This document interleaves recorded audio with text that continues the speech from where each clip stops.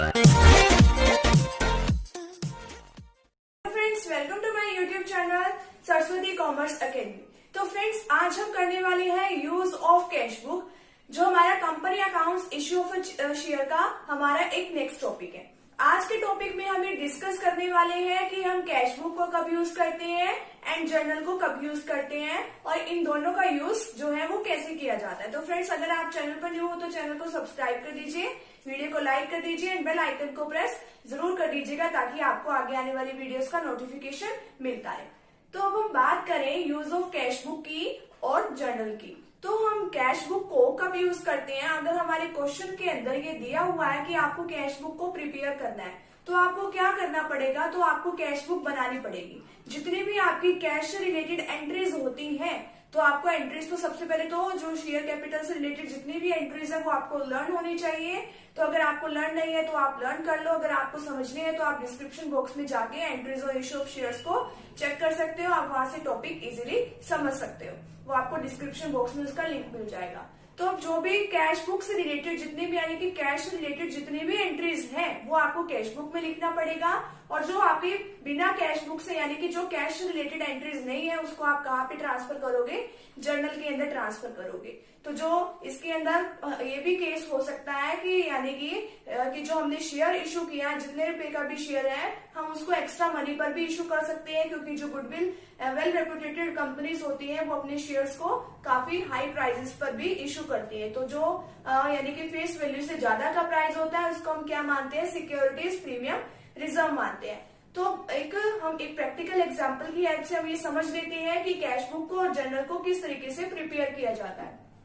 एक आपको practical question दिया है, ए लिमिटेड कंपनी यानी कि एक लिमिटेड उसका नाम है, offered for subscription 10,000 equity shares of ₹10 each.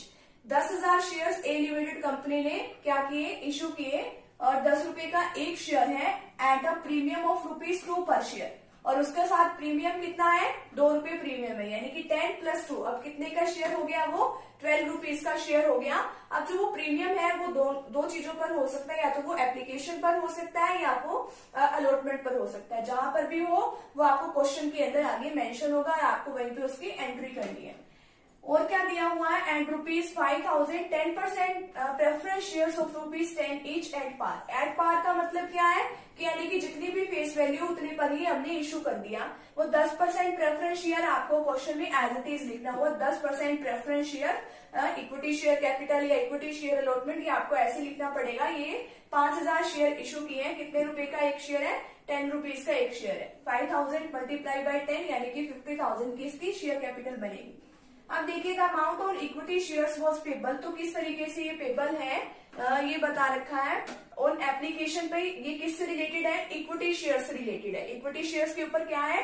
Premium भी अब ये हमें देखना पड़ेगा कि प्रीमियम किस पर है, एप्लीकेशन पर है या अलॉटमेंट पर है। ऑन एप्लीकेशन के ऊपर कितने रुपए मंगवाए हैं? 3 रुपए मंगवाए हैं। ऑन अलॉटमेंट ₹5 पर शेयर। 5 पर शेयर में यानी कि इसके अंदर इंक्लूडिंग प्रीमियम है, यानी कि अलॉटमेंट के रुपीज कितने हैं? ओनली 3 रुपीज है।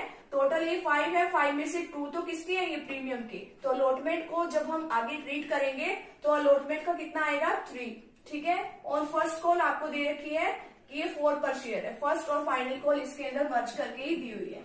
आपको जर्नल एंड कैश बुक इसके अंदर प्रिपेयर करना है। और the amount of preference share किस तरीके से मंगवा रखी है? एप्लीकेशन पे 3 रुपए, अलॉटमेंट पे 4 रुपए, फर्स्ट कॉल पे 3 रुपए।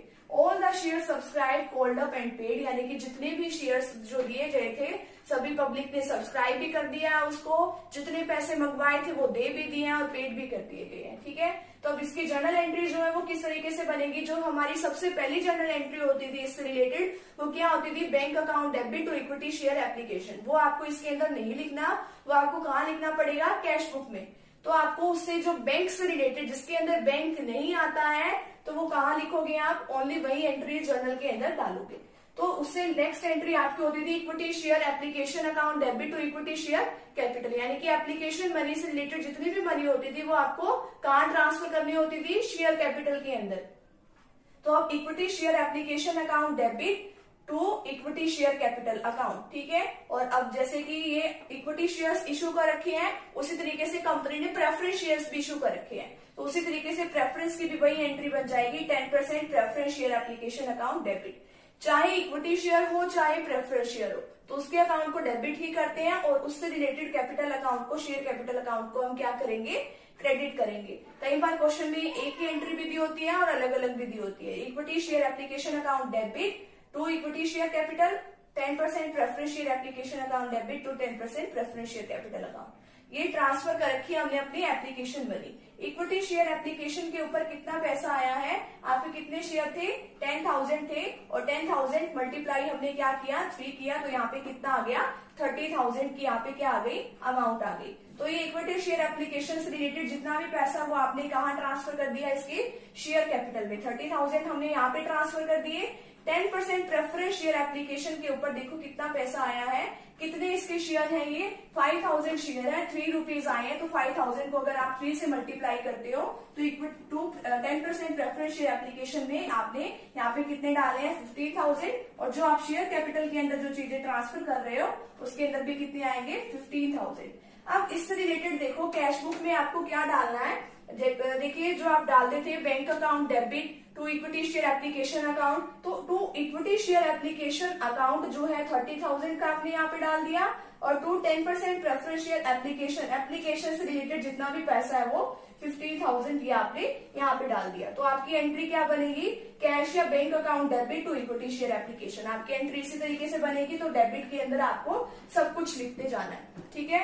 नेक्स्ट एंट्री देखिए, अलॉटमेंट की एंट्री है, 5 रुपीज का शेयर है और 5 रुपीज पर शेयर है, बट इसके अंदर इंक्लूडिंग प्रीमियम है, 2 रुपीज का प्रीमियम है। तो जब आप अलॉटमेंट से रिलेटेड एंट्री करते हो तो सबसे पहले आप अलॉटमेंट को ड्यू करते हो, तो वो किस तरीके की एंट्री होती है, equity share allotment account debit to equity share capital account, ठीक है। और अगर उससे रिलेटेड प्रीमियम होता है तो वो भी उसमें क्या होता है, तो टू सिक्योरिटीज प्रीमियम रिजर्व भी हम उसके अंदर करते हैं। इक्विटी शेयर अलॉटमेंट के अंदर हम क्या करेंगे, पूरी की पूरी अमाउंट से एंट्री कर देंगे। 10,000 का शेयर है, 5 रुपीज से हमने यहाँ पे एंट्री की, तो 10,000 मल्टीप्लाई बाय 5, तो कितना आ गया यहाँ पे, 50,000 आ गया, ठीक है। To equity share capital account के अंदर हम उतने से एंट्री करेंगे जितना अलॉटमेंट पे एक्चुअल में पैसा मंगवाया गया है। तो कितना एक्चुअल में मंगवाया गया, ये तो 5 रुपीज तो प्रीमियम के साथ है, प्रीमियम विदाउट प्रीमियम कितना है, 5 में से अगर हम 2 को लेस कर देते हैं 3 रुपीज, तो 10,000 मल्टीप्लाई बाय 3 किया हमने यहाँ पे, तो कितना आ गया यहाँ पे, 30,000 आ गया, ठीक है। और जो हम यहाँ पे ओनली 3 से ही एंट्री क्यों करेंगे, क्योंकि बाकी की अमाउंट हमने कहाँ पे डालनी है, सिक्योरिटीज प्रीमियम में, to securities premium reserve account, तो वो 10,000 मल्टीप्लाई बाय 2, तो ये 20,000 उसके है यहाँ पे। और इसके साथ साथ हमारी कंपनी ने अलॉटमेंट उस पर भी मंगवाई होगी, प्रेफरेंस शेयर पर भी, तो प्रेफरेंस शेयर से रिलेटेड भी 10% preference share allotment account debit to 10% preference share, तो 10% प्रेफरेंस शेयर कैपिटल में भी हम कितना डाल देंगे, यहाँ पे 20,000 डाल देंगे, क्योंकि ये 5,000 का ये हमारे टोटल शेयर है, और एप्लीकेशन पर ये कितना, अलॉटमेंट पर ये कितना पैसा मंगवाया हुआ है, 4 पर शेयर के अकॉर्डिंग। तो 5,000 को अगर आप 4 से मल्टीप्लाई करते हो तो कितना आ जाएगा यहाँ पे, 20,000। तो इक्विटी शेयर अलॉटमेंट पर भी पैसा आया और 10% प्रेफरेंस शेयर अलॉटमेंट पर भी पैसा आया। जो ये अलॉटमेंट पे ये वाला यहाँ से मनी गई है इक्विटी शेयर से, वो कितनी गई है, 50,000 विद प्रीमियम, और ये 10% प्रेफरेंस शेयर अलॉटमेंट पे कितना आया है, 20,000। तो ये आपने यहाँ से ये एंट्री कर दी। और लास्ट एंट्री जो आपको करनी है वो आपको करनी है फर्स्ट एंड फाइनल कॉल से रिलेटेड, तो वो कितने की, आपकी 4 रुपीज की है। तो equity share first and final call account debit, आपको प्रेफरेंस शेयर पर भी पैसा मंगवाना है फाइनल कॉल पर, 10% preference share first and final call account debit. अब देखिए जो इक्विटी शेयर्स पर जो आपको पैसा मंगवाना है वो 10,000 के शेयर है, 10,000 के ऊपर आपको कितना मंगवाना है, 4 पर शेयर के अकॉर्डिंग। तो 10,000 मल्टीप्लाई बाय 4, 40,000 आया, और 10% preference share first and final call, तो ये वाला है वो आपके 5,000 शेयर है, और आप 3 का आपकी फर्स्ट कॉल है, फर्स्ट एंड फाइनल कॉल, ये कितने की आ जाएगी, 5,000 मल्टीप्लाई बाय 3, ये आपकी आ जाएगी 15,000। और तो आपको इसको ट्रांसफर करना है to equity share capital to 10% preference share capital. तो जो 40,000 है वो इक्विटी शेयर से रिलेटेड है,